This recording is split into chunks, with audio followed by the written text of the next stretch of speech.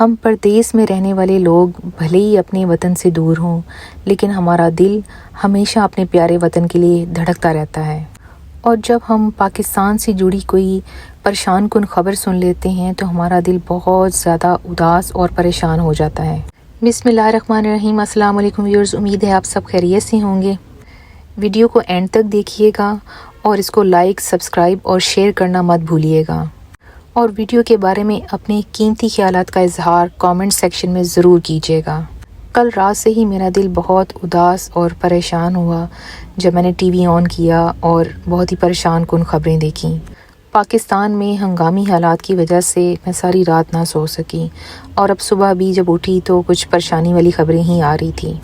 कुछ करने को दिल नहीं चाह रहा था, लेकिन ना चाहते हुए भी इंसान को अपने काम तो करने ही पड़ते हैं। तो आइए पहले मैं आपसे शेयर करूंगी अपनी टेमो से की हुई ऑनलाइन शॉपिंग।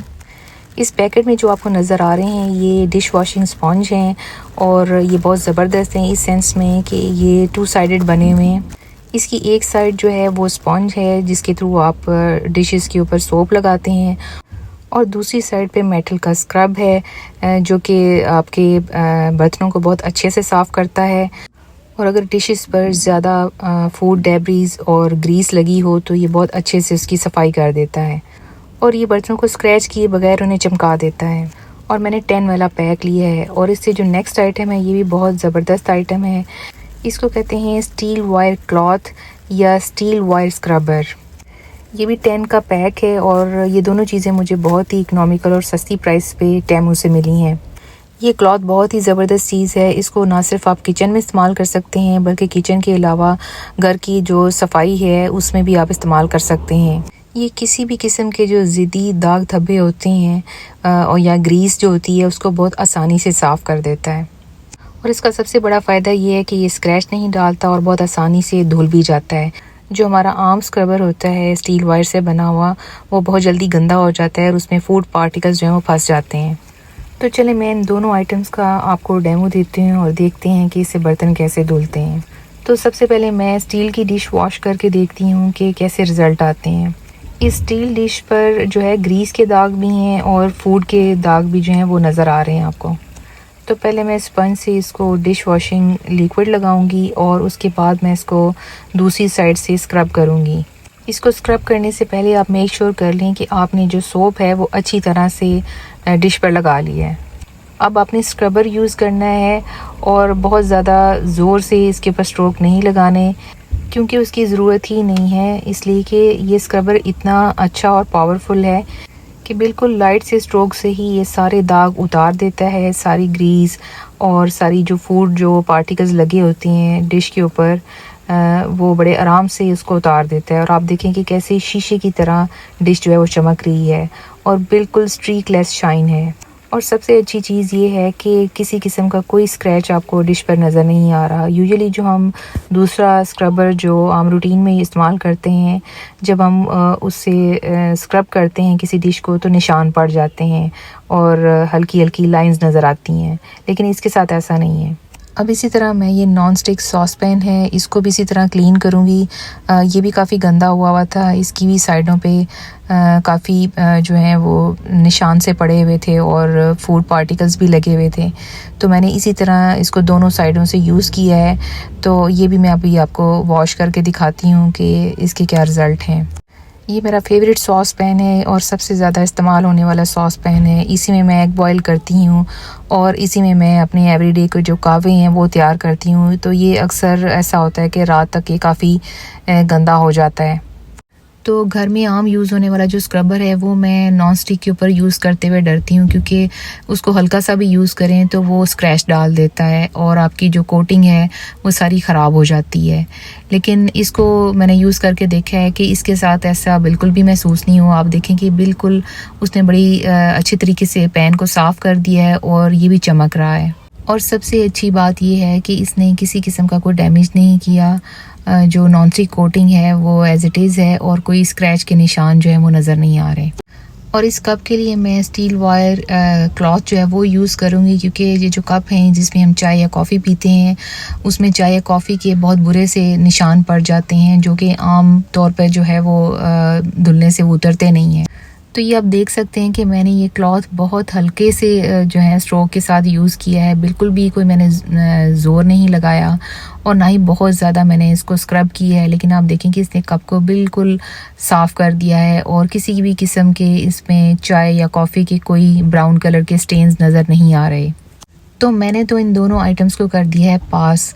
तो ये जो घर में आम इस्तेमाल होने वाले ये जो स्क्रबर्स हैं, आप देखें कि इनकी क्या हालत है। तो इनको तो मेरे ख्याल से फेंक देना चाहिए। तो अगर आपको भी ये आइटम्स अच्छी लगी हों तो आप भी ये आइटम्स ट्राई करें और टेमू के लिंक मैंने डिस्क्रिप्शन में दे दिए हैं, आप चाहें तो वहाँ से बाय कर सकते हैं। तो व्यूअर्स, मैं अपने कामों के साथ साथ जो है वो ख़बरें भी देख रही हूँ और मेरा ध्यान जो है वो पूरा ख़बरों की तरफ ही है। आप तो जानते हैं रिसेंटली जो है पाकिस्तान और इंडिया के बीच जो कशीदगी चल रही है, उसकी वजह से सारी कौम और सारे ओवरसीज़ पाकिस्तानी परेशान हैं। तो आज मैं खाने में बना रही हूँ माश की दाल और चिकन। तो पहले मैंने पैन में अदरक, लहसुन और प्याज जो है वो फ्राई किए हैं और फिर उसको मैंने ब्लेंड करके पेस्ट बना ली है। उसके बाद मैंने चिकन को भूना है और चिकन को फ्राई करके मैंने वो पेस्ट उसमें ऐड कर दी है। और चिकन को भून लेने के बाद मैंने जो माश की दाल बॉईल की थी वो मैंने उसमें ऐड कर दी है। और फाइनली मैंने अपनी दाल को गार्निश किया है हरे धनिए से और हरी मिर्चों से। दोपहर के खाने का टाइम हो चुका है तो इसलिए मैं अब बना रही हूँ फुलके। मेरे बड़े बेटे को ये जो माश की दाल है चिकन के साथ ये बहुत ही पसंद है, तो मैं एवरी नाउ एंड देन जो है घर में ये ज़रूर बनाती हूँ। मुझे ख़ुद भी माश की दाल बहुत पसंद है और मैं इसे खा रही हूँ सैलड और अम्मी के बने हुए लसूड़े के अचार के साथ। तो जी दोपहर का खाना हुआ ख़त्म और उसके बाद मैंने क्विकली की अपने जो कुकिंग रेंज है उसकी सफाई, क्योंकि वो काफ़ी गंदा हो रहा था। तो मैंने कहा जल्दी जल्दी से साफ़ कर लूँ।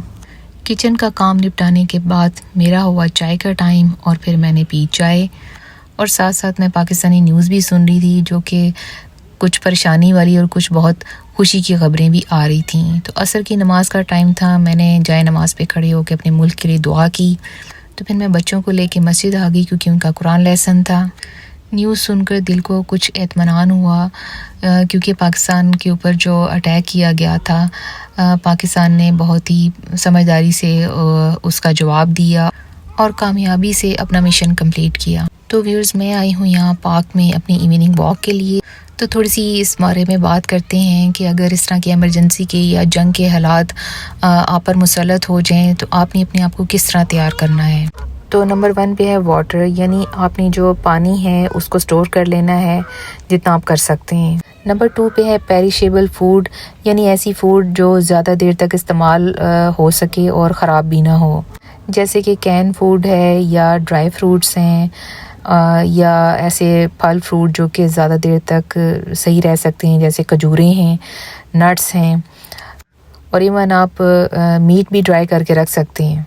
नंबर 3 पे है flash light plus extra batteries. Number 4 पे है आपकी फ़र्स्ट एड किट और मेडिसिन्स, जो आप मेडिसिन्स रूटीन में यूज़ करते हैं वो भी आप रखें उसमें, और एमरजेंसी में इस्तेमाल होने वाली जो दवाइयाँ हैं वो भी रखें। नंबर 5 पे है कैश यानी नकदी।